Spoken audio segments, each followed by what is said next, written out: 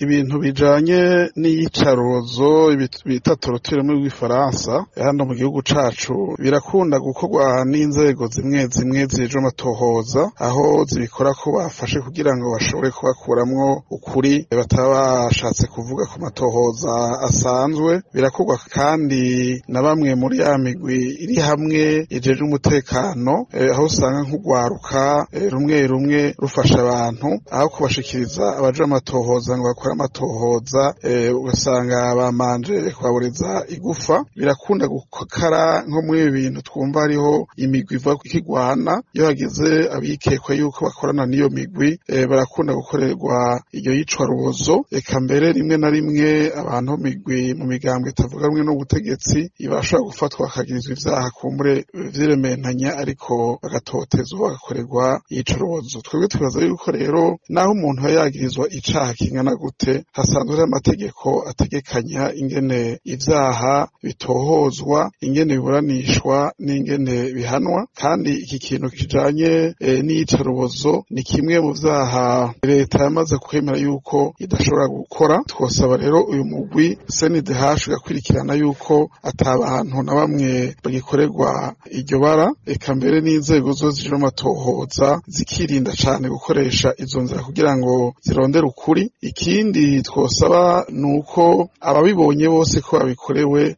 borya umutima amenyo bakadoma urutoki ku babikoze, kandi tugasaba yuko inzego zibijejwe zo zigafata ingingo zikwiriye kugira ngo iyo nzira ntishobore mu kurondera ukuri. Ikindi nuko aba bantu bari mu mugwi iri hamwe y'umutekanizi komite mixte de sécurité nk'urugwaruka bokwirinda gukora ibikorwa bene ivyo, ariko hagize umuntu bafata bamushikiriza inzego zijejwe umutekano bataramanza kumuhohotera.